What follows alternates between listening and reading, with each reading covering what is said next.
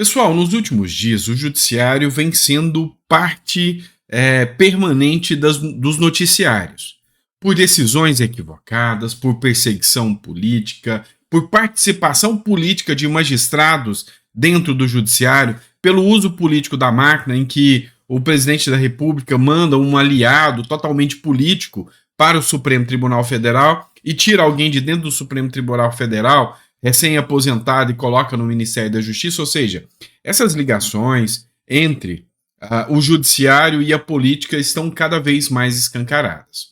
E também, outra questão que a gente pode discutir é a questão da superproteção a essa casta do judiciário que é super protegida no sistema brasileiro. Chamou muita atenção, é a matéria do momento que todo mundo está falando, é o fato do filho do desembargador Benedito Gonçalves ter tido um vídeo viralizado. E aí, uma juíza mandou retirar do ar o vídeo no qual o filho do ministro do STJ estava ostentando roupas caras de marca. Segundo o jornal, a magistrada entendeu que a gravação tinha o objetivo de ridicularizar o filho de Benedito Gonçalves. Vamos deixar bem claro aqui que não é bem assim que a coisa funcionou. Vamos deixar claro. O filho do Benedito Gonçalves é aquele desembargador do Superior Tribunal de Justiça e também do TSE, o responsável por conduzir a inelegibilidade do Bolsonaro. E ainda também ficou famoso por aquela fala do missão dada é missão cumprida. Lembra disso? Pois é. O filho dele estava numa viagem à Europa, e nessa viagem, um influenciador que costuma parar pessoas que ostentam roupas caras fez um vídeo com ele. E ele não estava nem um pouco incomodado, ele gostou do vídeo. E aí o rapaz perguntava, nossa, e esse boné? Ah, é da marca, sei lá. Ah, e esse chapéu aqui? E esse sapato? Ah, esse sapato é da Nike não sei o que mais. Ah, e essa blusa? Ah, é Louis Vuitton. Ah, é não sei o que. E aí ia perguntando do que era, e ele e a família dele, uma criança, e a esposa ostentando todos vestidos com aquela roupa, né? E aí começaram a fazer apurações, por exemplo, o sapato, só o tênis, de 40 a 70 mil reais o custo do tênis. O relógio custa R$1 milhão. Ou seja, as roupas que eles estavam vestindo beirava fácil aí R$2 milhões. Isso aí chamou a atenção do filho do magistrado, tá ostentando essas roupas tão caras. E aí nós temos pontos a analisar aqui. O primeiro, não se sabe qual é o trabalho, o ofício, a profissão do filho do magistrado. Então, fazer essa vinculação realmente não faz sentido, até que se saiba efetivamente como ele ganha o dinheiro. Então, é um direito dele, que ele tem para ostentar o quanto ele quiser. As críticas foi que ele estava cafona, que ele estava brega, mesmo apesar de R$2 milhões gastos nas roupas que ele estava usando. E é por isso que começou a virar chacota, meme nas redes sociais, e a juíza mandou tirar aí esse vídeo do ar. E aí mostra um pouco a mega proteção a essas castas do judiciário. Imagina se fosse um ser qualquer, um sujeito qualquer, que gravou um vídeo lá autorizado e o pessoal começou a criticar. Se algum juiz ia mandar tirar todos os vídeos do ar. Eu não vou colocar o vídeo aqui, eu não sou bobo, eu não sou besta, uma vez que tem a decisão de tirar o vídeo do ar, eu não vou arriscar meu canal ou até a minha liberdade colocando o vídeo aqui para vocês. Mas uma coisa é certa, escancara cada vez mais. Que sabe, há 2 pesos e 2 medidas e o Brasil hoje jogou fora qualquer princípio de legalidade, qualquer princípio de igualdade, isonomia entre os brasileiros comuns e os brasileiros detentores das supercastas. Aí. Isso é a mais pura realidade. E o judiciário continua em voga, né? Vamos matar agora uma matéria do R7.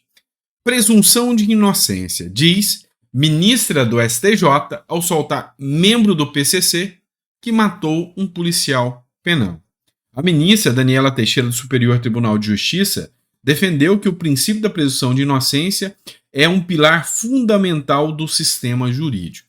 E aí, segundo essa matéria da Record aqui, Elvis Riola, que foi condenado a 15 anos de prisão pelo assassinato de um agente penitenciário, estava foragido na Bolívia, foi preso na Bolívia, chegou aqui no Brasil e a ministra Daniela Teixeira defendeu que o princípio da justiça, da presunção de inocência, é um pilar fundamental do princípio jurídico, ao proferir a decisão que resultou na liberação de Elvis Riola Andrade, membro de uma facção criminosa que estava foragido da justiça há 3 anos. Então vamos entender, só para você ter noção da proporção e da gravidade que nós entramos. O cara matou um policial penal, é membro do PCC, uma das facções mais perigosas do Brasil, quiçá do mundo, fugiu para Bolívia e talvez uma das coisas graves também é da Gaviões, torcedor do Corinthians. Brincadeira, tá, pessoal? Só para contrair aqui. Mas assim, vinculado a organizações como o PCC, fugiu para Bolívia, foi preso lá na Bolívia, deportado aqui para o Brasil, chegou aqui no Brasil num dia, no outro dia, soltaram, dizendo que tem um princípio da presunção de inocência e nada garante que ele é um preso perigoso. Mandou sair pela porta da frente. Talvez mandou até dar um casaquinho e um cafezinho. Então, assim, esse tipo de situação assusta muito o cidadão que vê esse tipo de informação chegar até ele e fala, peraí, o que nós podemos fazer em relação a isso? O que nós podemos fazer?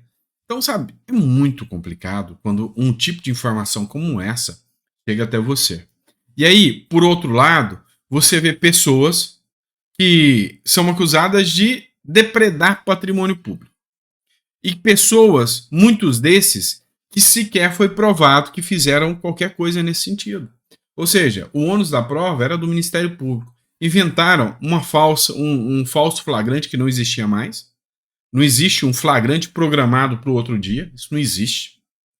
Essas pessoas não tiveram a presunção de inocência, mas esse princípio basilar da presunção de inocência serve para ser aplicado para membros de facções criminosas. Essas mesmas facções criminosas não atuam só aqui no Brasil, não.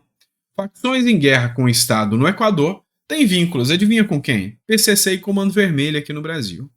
E olha só, vamos pôr alguns pontos aqui nos is. Essa matéria é do Matheus Salomão. As organizações criminosas do Equador que vivem caos na segurança têm relação logística com facções brasileiras. A Amazônia é usada como rota, ou seja, as facções equatorianas mandam as drogas para cá, PCC ou Comando Vermelho fazem a logística através da Amazonas, da Amazonas, lá na Amazônia, e de lá é feita a distribuição, tanto para o Brasil quanto para outros países.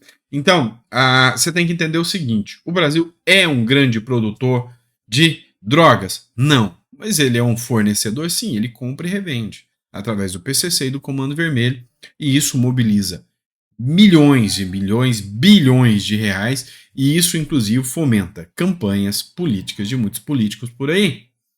Esse é o Brasil. Essa é a realidade do Brasil. Desse cara que tem princípio da presunção de inocência, que mata um policial penal, foge, fica foragido quando é pego. Um magistrado de uma das mais altas cortes do Brasil manda sair pela porta da frente, alegando aqui o princípio da presunção de inocência, enquanto outras pessoas não têm direito ao mesmo princípio. Será que o Clesão teve o direito à presunção de inocência? A grande questão é não. Não. E aí, por que eu citei especificamente aqui o Equador? O Equador, você deve estar acompanhando comigo, quando ele falou que ia combater a criminalidade de frente, a primeira coisa que aconteceu foi as gangues se revoltarem e partirem contra o povo e contra o Estado. Aqui no Brasil, se acontecesse o mesmo, se tivesse um presidente que tivesse a coragem que o presidente do Equador está tendo agora, a coragem que o Bukele teve, e provavelmente o Milei vai fazer também, se isso acontecesse, o primeiro sintoma seria as gangues fazerem o que estão fazendo lá. Só que vocês têm que entender o seguinte, é como uma doença. O primeiro efeito da doença para se curar é a febre. E o que está acontecendo no Equador hoje é o efeito da febre. A febre vem, e aí você aplica o remédio. E aí depois do remédio, passa. Então, o que está acontecendo no Equador? O Daniel Noboa, presidente do Equador, falou, olha, eu vou combater a criminalidade. Deu sinais. O que aconteceu? As gangues explodiram e começaram a fazer o terror no Equador. É a febre, ou seja, aquele momento de febre, mostrando que aquilo ali é algo equivocado. E agora o remédio vem. Os Estados Unidos já mandou ajuda, vários países da região, inclusive o Milei já falou, ó, estamos totalmente à disposição e 100% alinhados aqui. Se quiser partir para cima de bandido, vai com fé que a Argentina está contigo. Então, quer dizer que o jogo está virando. Quer dizer que o novo ponto agora é a população clamar para que esse problema da criminalidade seja resolvido. E aí, nada impede que em pouco tempo o Brasil comece a sofrer dessa febre também. Tá? Então, assim, não sabemos como será, mas a população já começa a mostrar sua indignação. Hoje mesmo, eu quero até pegar uma matéria para vocês. Segundo o jornal Razão, está tendo agora uma nova modalidade popular chamada audiência de custódia popular. Chamada de quê? Revolta da população. Virou moda em Santa Catarina e suspeitos de furto é espancado em Ipanema. O que aconteceu? O cara, suspeito de furto, tá? E, lá em Itapema, perdão, Ipanema não, Itapema, ele acabou cometendo furtos e, a partir disso, esse indivíduo suspeito de furto foi para um bar depois que cometeu os furtos. A população foi atrás, pegou, espancou, esfaqueou e está em estado grave no hospital. Você viu o caso também dos justiceiros de Ipanema lá. Por isso que eu confundi aqui. Então, assim, há poucos dias também, em Santa Catarina, um abusador foi assassinado brutalmente pela população. A população já está começando a fazer a justiça com as próprias mãos. Isso vai estourar, mais cedo ou mais tarde. Então, se o governo continuar com essa política ineficiente na segurança pública, não adianta decisão judicial, não adianta nada disso, que vai estourar uma guerra aqui no Brasil e isso vai ficar feio. E aí é questão de tempo, tá certo?